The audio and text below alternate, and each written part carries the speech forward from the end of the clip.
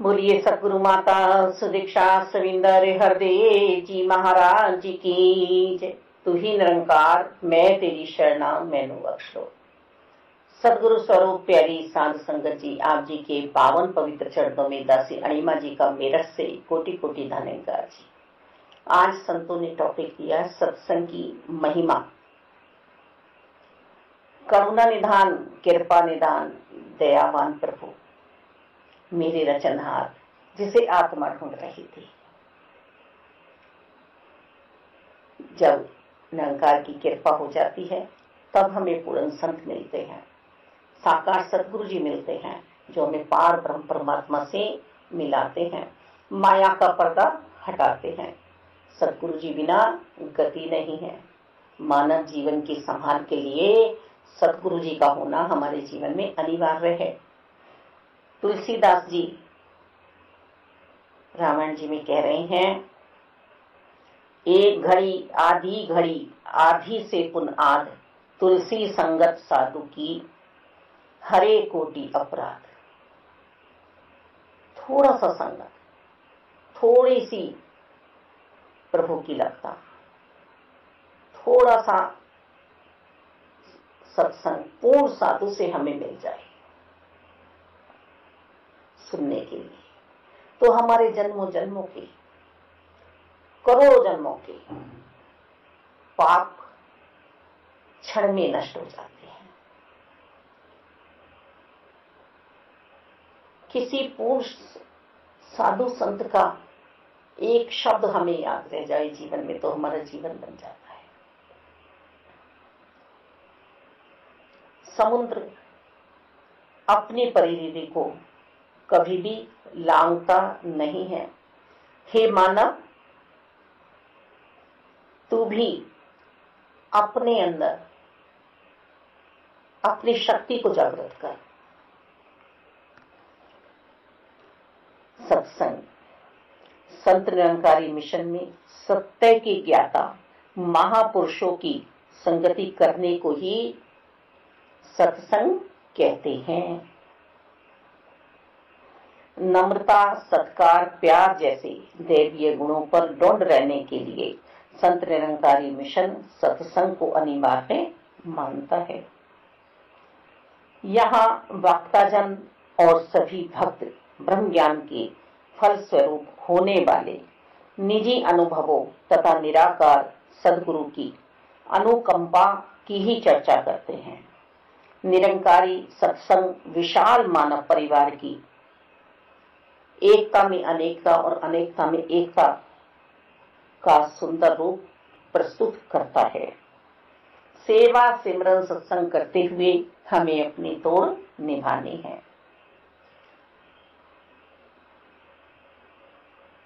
शुक्ल पक्ष का चंद्रमा सारी चांदनी अपने लुटा देता है पूर्णमासी वाले दिन। तो पूर्ण संत सतगुरु जी हमें अपना गुरसिक बना के,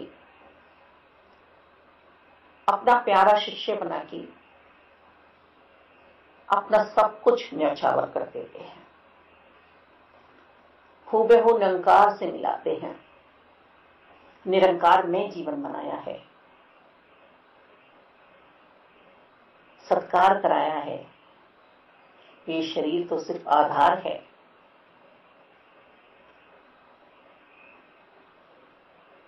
ये शरीर 5 तत्व का है। अब ना तो मैं हवा हूं, ना मैं जल हूं, ना मैं आकाश हूं, ना मैं धरती हूं।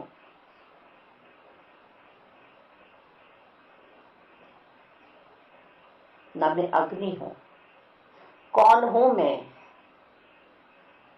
यदि इन 5 तत्व में से एक हो जाऊं मैं, तो जीवन बिगड़ जाएगा। तो सतगुरु जी ने समझाया कि तुम आत्मा हो, परमात्मा का अंश। आत्मा मानकर अपने आप को, जीवन को जियो और सत्संग करते जाओ। हम मानव चोले में है, मानव कर्मवान है, कर्म करता है, और वो कर्म चाहे अच्छे हो चाहे बुरे हो, सोच चाहे जैसी भी हो, सोचता तो है ना। सोचना तो हर मनुष्य का अपना परम कर्तव्य है। हम गेहूं की खेती करते हैं तो फसल प्राप्त करने के लिए कितनी मेहनत करनी पड़ती है।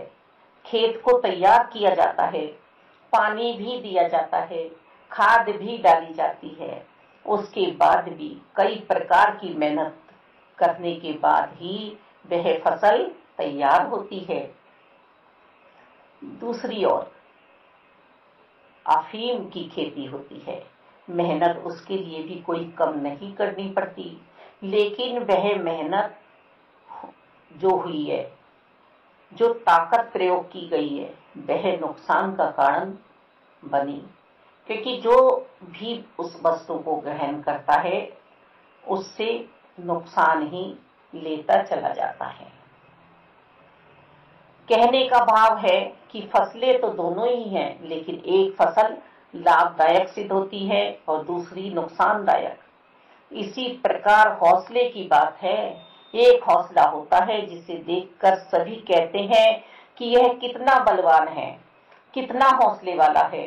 वह हौसला किसी डूबने वाले को बचाने में लग रहा है, लेकिन एक हौसला दिन दहाड़े कत्ल करके, दिन दहाड़े डाका डालकर प्रकट किया जाता है। पहला हौसला हमें यश दिलाता है, लेकिन दूसरे हौसले से हमें बदनामी मिलती है, हमारा नुकसान होता है।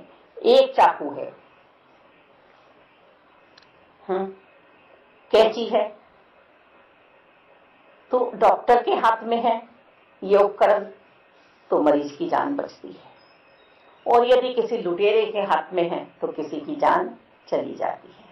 तो सत्संग की महिमा, माता पार्वती जी ने जिज्ञासा की तो आज वह पूजी जा रही हैं कि प्रभु जिसके ध्यान में आप बैठते हैं उनका ध्यान मुझे करा दीजिए। सती जी ने शंका की तो वह भस्म हो गई। नारद जी अपने पूर्व जन्म की कथा बता रहे हैं कि मैं दासी पुत्र था, भिल्ली का पुत्र था, मेरी मां लोगों की झूठन साफ करती थी, घरों की सफाई करती थी, मेरे ही गांव में चतुर्मास के लिए साधु संत आए, महाप्रभु की सत्संग हुई, प्रभु का मुझे गुणगान सुनने को मिला, मेरी मां ने संतों के संग में मुझे छोड़ दिया। मेरे अंतरकरण में प्रभु से प्यार उमड़ाया। मैंने जब संत मेरे गांव से चलने लगे चरण पकड़ लिया कि अब मुझे मत छोड़ के जाओ। संतों ने मुझे समझाया कि अभी ऋण है माता का, माता की मृत्यु के बाद अभी तो संतों की संगति पूर्ण रूप से करना। एक दिन मेरी मां को भी सांप ने डस लिया। मैं आनंद मगन हो गया कि अब प्रभु के रास्ते में मुझे रोकने वाला कोई नहीं है। मन प्रभु का बन गया था। संतों की संगति में संतों ने प्रभु का यश सुनाया था। आकाशवाणी हुई कि मैं तुम्हें अगले जन्म में अपना बनाऊंगा, अभी तुम भक्ति करो। तो न जाने कितने कितने जन्मों से आत्मा भक्ति रस चक रही थी। जब संतों की संगति मिलती है तो आनंद के लिए आनंदमयी नजारा प्रकट होता है। सतगुरु जी हमें सेवा सिमरन सत्संग देते हैं, श्रृंगार कराते हैं हमारा। अब हम मन मस्तिष्क को प्रभु का बनाते हैं। गीता जी में भी कह रहे हैं कि मन सारी इंद्रियों में चंचल है और मन मैं ही हूं, तो मन को ही परम शांति दिलानी है, मन पे ही विजय प्राप्त करनी है, महावत बनना है खुद। सदगुरु बाबा बूटा सिंह जी ने मानवता को ये सत्य सनातन शाश्वत निरंकार प्रभु परमात्मा हुबहू निरंकार की दर्शन कराने की सोची, और जिस आत्मा से मिलते उसे ही ये पार ब्रह्म परमात्मा का पता बताते। यदि सच्चा कोई संत मेरे जीवन में आ जाए तो फिर भटकन नहीं होती है। प्रभु आज भी इसी समय हमें मिल सकते हैं, हम प्रभु का पूर्ण रूप से दर्शन कर सकते हैं, इनके एहसास में आ सकते हैं, योग में हर पल रह सकते हैं, पर पूर्ण सतगुरु जी हमें मिल जाए। ये रोग दोष बीमारियां ये सब मेरे शरीर के साथ लगी हैं, ये 5 तत्वों के साथ हैं जो अंत में भस्म हो जाएंगे। सत्संग मुझे सिखलाई देता है कि जीते जी अपने पिंड का दान कर दूं, मरने के बाद तो घर वाले पिंड दान करेंगे। जीते जी इस रमे राम की जय जयकार बोल लो मैं, तू ही निरंकार मैं तेरी शरणाम नैन बख्श लो। सतगुरु बाबा हरदेव जी ने हमें निरंकार प्रभु परमात्मा से मिलाया और हम पूर्ण रूप से आनंदमय स्थिति में होकर साधु संत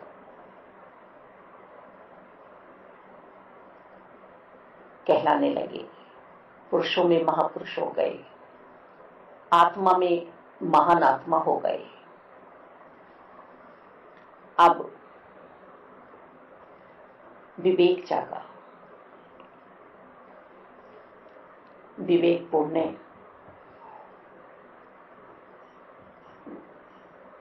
जब व्यक्ति सत्संग करता है तो मन फिर इधर उधर नहीं भागता है,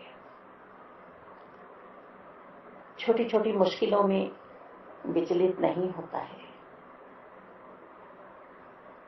जैसे राम की इच्छा, जैसे निरंकार की इच्छा, प्रभु की इच्छा में राजी रहता है। मन में अभिमान नहीं आता है, मैं क्या हूं क्या हस्ती मेरी, आप करे हो मेरा नाम, अवतार गुरु है रीझा मुझ पे, सुन ले बेशक कुल जहां। हम कुछ नहीं हैं, कुछ भी नहीं है, मेरे मालिक मेरे सतगुरु जी की कृपाएं हैं जो ये सेवाएं हो रही हैं।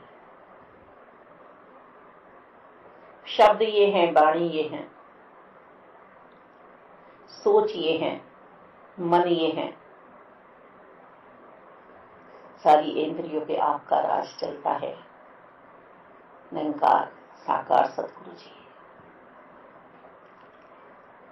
अभिमान मिट जाए इसलिए संतों की संगति, सत्संग अनिवार्य है।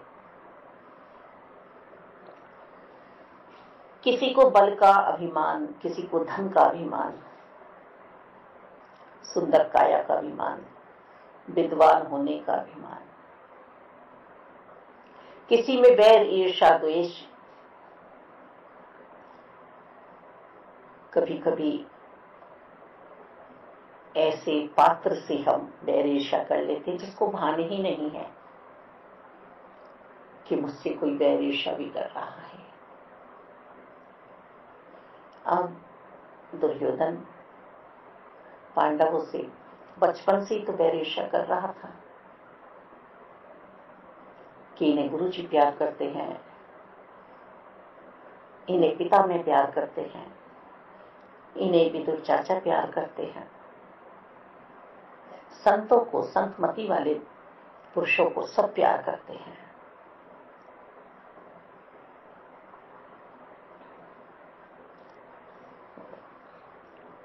सतगुरु जी की शरणागति मिलने के बाद मन सुख पाता, आत्मा भी नित आनंद मनाती है। सेवा सत्संग सुमिरन जो भी प्रेम से करते जाते हैं, कहे हरदेव सदा वो कायम भक्ति को रख पाते हैं।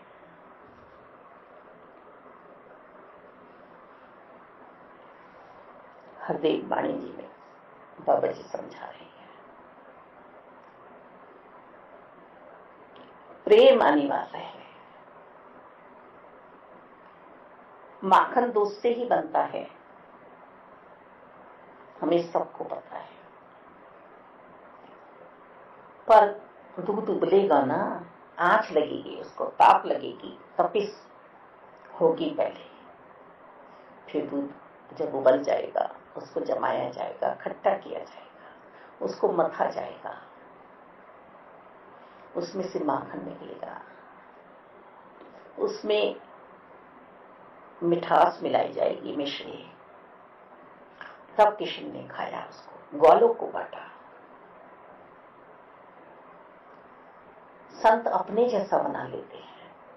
हमारे जीवन में भी आए संत, हम घोर दुखों में थे, मुसीबत पे थे, आके संतों ने हमें उठाया कि बहन तुम संत निरंकारी मिशन में चलो, संत निरंकारी मिशन में तुम्हारी सारी परेशानियां हल हो जाएंगी, तुम्हारी बीमारियां चली जाएंगी। भक्ति रस चख रही थी दासी, पूर्ण रूप से एक स्वरूप दुर्गा माता जी में विश्वास था। अब इष्ट की कृपा हुई कि आज संत मेरे जीवन में आई। संतों ने पूर्ण सतगुरु बाबा हरदेव जी के चरणों में ला बैठाया।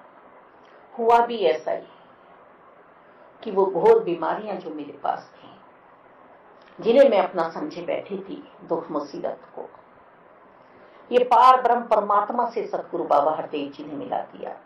विराट के दर्शन करा दिए, इस विशाल से मिला दिया। एक शब्द दासी के पल्ले आया संतों का। इंद्रजीत शर्मा जी ने प्रवचन किए। सबसे पहला संत का प्रवचन दासी ने सुना कि सूरज उगते उगते उगेगा, चांद खिलते खिलते खिलेगा,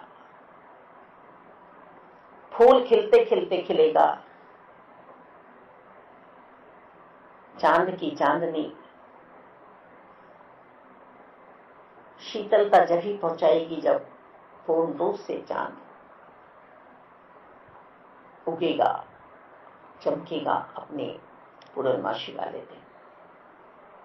इस तरह के कुछ विचार दासी के पल्ले आए तो दासी ने बिल्कुल अपनी बीमारी पे, अपनी मुश्किलों पे, मुसीबतों पे ध्यान नहीं दिया कि ये पूर्ण संत कुछ समझाने का प्रयास कर रहे हैं। कभी भान नहीं आया,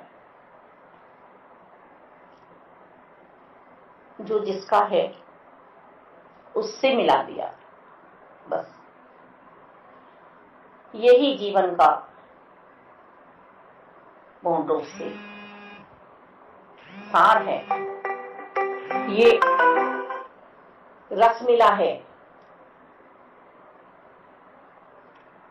सराबोट कर दिया है इस आनंदीय नजारे में प्रभु ने। स्वयं मिलाया अपने आप से।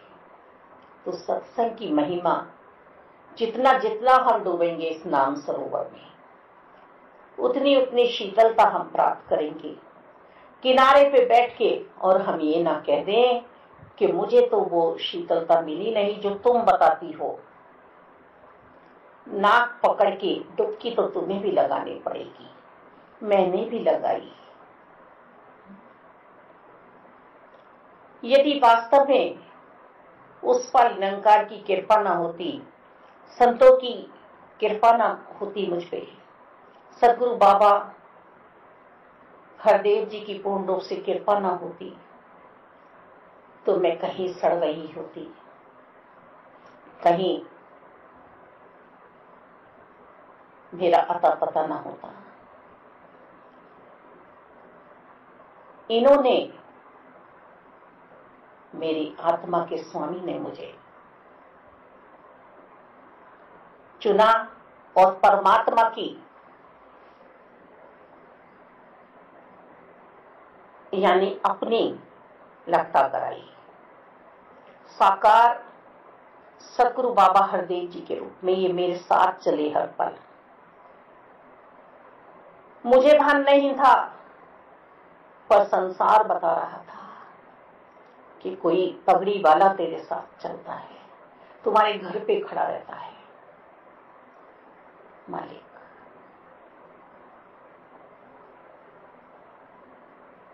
बिल्कुल एहसास नहीं हुआ कि इस शरीर से इन्होंने इतनी सेवाएं कैसे करा दी, क्योंकि स्वयंभू नारायण साकार सदगुरु जी साथ थे।